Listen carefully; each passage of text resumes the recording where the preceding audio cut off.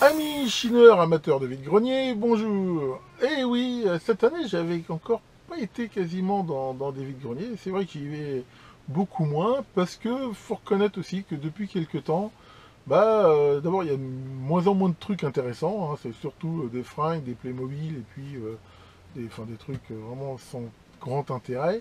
Il y a aussi, il faut le dire, un peu moins d'exposants. Même si a priori il y a toujours beaucoup de visiteurs. Voilà, on va dire à la limite l'offre ne suit plus la demande.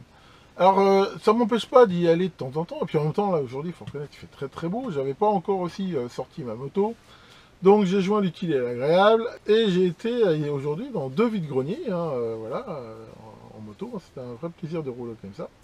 Et j'ai quand même trouvé trois trucs, donc on va dire j'en viens pas bredouille, qui sont quand même, on va dire pour un bricoleur, des bonnes affaires entre guillemets, et que je vais vous présenter aujourd'hui. Alors voyons découvrons un petit peu ce que j'ai trouvé sur ce vide-grenier.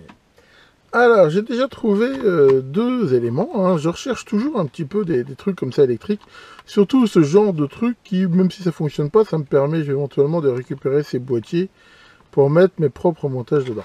Alors le premier que j'ai trouvé, bon, je les ai payés 2 euros les deux, hein, dire 1 euro pièce. Honnêtement, c'est pas ruineux. Donc le premier, là, on voit, c'est de marque AG. Donc c'est apparemment un limiteur de surtension triphasé. Ok. Alors, comme ça, par curiosité, j'ai vu qu'on pouvait le démonter. Donc, démontons. Et regardons si dedans, on peut voir déjà s'il fonctionne. Et un petit peu ce qu'on peut y voir. Voilà, oups. Bon, alors là, par contre, c'est pas gagné. C'est pas gagné parce qu'on voit que manifestement, c'est un truc qui est complètement moulé dans de la résine.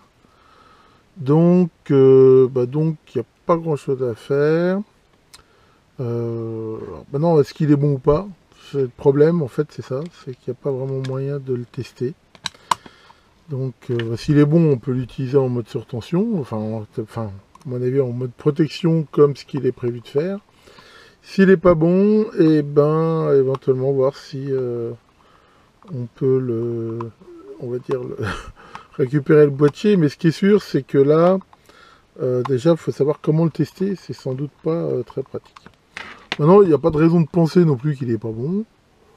Donc, on va dire que pour l'instant, on va dire que j'ai un super limiteur de surtension 380 watts. J'ai cherché pour info la doc technique, mais manifestement c'est un modèle ancien qui se fait plus. Enfin donc voilà pour celui-là. Alors ça c'est un module aussi Legrand. Alors j'ai été voir ce que c'est, là pour le coup j'ai trouvé la doc. Bon, apparemment c'est plutôt un truc on va dire pro, qui sert d'après ce que j'ai compris à la maintenance des éclairages de sécurité selon une norme. Enfin voilà, bon, moi ça me passionne pas vraiment. Par contre le boîtier est sympa, donc j'ai vu qu'on pouvait enlever ici ce cache. Et c'est prévu parce qu'il y a manifestement il y a un système de sauvegarde, hein, donc on voit ici des batteries qui à mon avis doivent être mortes, hein. On commence même à voir que c'est un petit peu oxydé dedans. Mais sinon on peut voir que là il y a un PCB, un transformateur et à mon avis il y a des composants sans doute plus intelligents, mais ça doit être du CMS derrière. Enfin ça on va dire c'est plutôt bonne pioche, hein. Je pense pas que la batterie là tout ça doit être mort. Par contre le transfo est sans doute bon et quitte à refaire ici un PCB, là pour le coup c'est assez facile de récupérer ça pour refaire ici un autre montage. Donc ça c'est plutôt bien. Là, on voit qu'il y a deux voyants là, qui sont ramenés. Donc ça me servira sans doute la prochaine fois que je ferai un montage comme ça à monter sur rail. Et de toute façon, encore une fois, j'ai payé ça 1 euro. Je ne me suis pas ruiné. Alors la troisième chose que j'ai trouvé, c'est ça. Alors là, j'ai payé ça 3 euros. C'est le prix que m'a demandé le gars qui me l'a vendu. J'ai même pas négocié, je veux dire. Enfin bon, non, donc on me fait un prix qui est vraiment intéressant. Je veux dire, à la limite, c'est même pas décent de négocier ça. Donc, comme on peut voir, il est en parfait état. Hein, c'est un chargeur de batterie, ici, hein, qui charge la batterie de 6 et 12 volts. Voilà, avec ici un cordon, un petit ampère. Alors, ce truc, ça sert, en plus, bien sûr, surtout pour mon épouse avec toutes ces clôtures électriques. Donc on voit que par contre c'est pas un chargeur très très puissant, hein, vu qu'il délivre 2,5 ampères. Et souvent en plus ce genre de chargeur, c'est pas tellement, enfin je veux dire c'est vraiment le truc le plus basique. Alors justement tiens, on va en profiter pour l'ouvrir. Donc là c'est pareil, ça se démonte très facilement. Voilà, il suffit d'enlever des vis, tac. Voilà.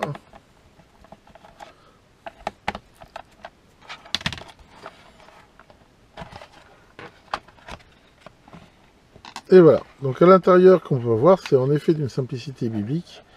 Hein, on peut voir ici qu'il y a le transformateur ici d'alimentation. Voilà, c'est un transfo tout bête. Avec ici un double secondaire qui arrive là sur cet inverseur qui permet donc de choisir entre 6 et 12 volts. Ici un simple pont en dresseur. Et voilà, c'est mis en série ici avec l'ampèremètre qui est aussi, je veux dire... réduit quasiment aussi à sa plus simple expression, et derrière, voilà, il y a le fusible, et tout ça c'est direct.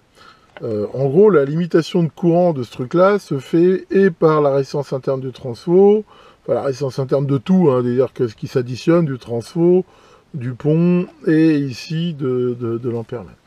Alors ça, c'est pas vraiment optimal, hein, en même temps on voit que ça charge ici donc en courant pulsé, bon ça c'est pas vraiment gênant, on va dire que c'est la batterie qui fait office de condensateur. Hein. Il faut se rappeler que dans le temps, les chargeurs de batterie, c'était aussi des trucs basiques comme ça. Bon, souvent, même c'était des redresseurs au sélénium, hein, avant que les semi-conducteurs deviennent plus faciles d'accès. Mais enfin, voilà.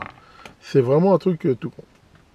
Maintenant, ce qui est aussi intéressant dans celui-là, c'est qu'on voit qu'il reste de la place et que ça va sans doute me permettre d'y mettre pour le coup une électronique un petit peu plus intelligente, qui déjà fera une limitation de courant, on va dire, un peu plus pertinente, et surtout pourra automatiquement couper en fin de charge, de façon à éviter ça. Maintenant, en effet, comme on peut le voir, c'est presque un chargeur d'entretien, c'est pas un chargeur très très puissant, mais ça peut justement être intéressant pour aussi, j'en avais déjà fait un comme ça pour mon groupe électrogène, voilà, pour garder la batterie chargée. Donc voilà, maintenant pour 3 €, c'est pareil. Je veux dire, un truc comme ça, surtout à la limite, il est de toute façon utilisable tel qu'il est là, avec par contre, on va dire, les défauts qu'il a, à savoir que, en gros, voilà, faut pas le laisser trop longtemps parce qu'il n'y a pas de limitation ici de charge. Enfin, donc voilà, hein, pour ce petit truc là, voilà, on voit qu'il s'est protégé par un fusible de 7,5 ampères, hein, ils en donnent même un de rechange. Bon, on voit que là, l'ampèremètre va même ici plus haut. Enfin bon, c'est pareil, ce truc-là, c'est pas une super précision. Mais je pense quand même que là, c'est bonne pioche. Voilà pour cette petite présentation d'aujourd'hui. Ah, tiens, Maurice. Ça va, Maurice? Qu'est-ce qui se passe? Tu vas faire un pronostic? Oh, tu sais, moi, le foot, c'est pas tellement mon truc. Ouais, mais toi, t'aimes bien ça. Bon, allez, après tout, t'as raison. Et puis, il faut quand même soutenir notre équipe nationale. Alors, c'est quoi ton pronostic? 4-0? 4-0. C'est un truc de ouf, ça. Bah, moi, j'y connais rien, mais ça me paraît quand même vachement optimiste. Non, toi, t'y crois vraiment. Bon, bah écoutez, vous êtes tous témoins. Hein, donc là, je vais publier cette vidéo avant le match. Que Maurice, ici, nous annonce un 4-0. Et ben, on va voir si tu es un grand pronostiqueur, ou plutôt un grand rêveur. Enfin, voilà. Bon match à tous, et à très bientôt pour de nouvelles vidéos. Goal!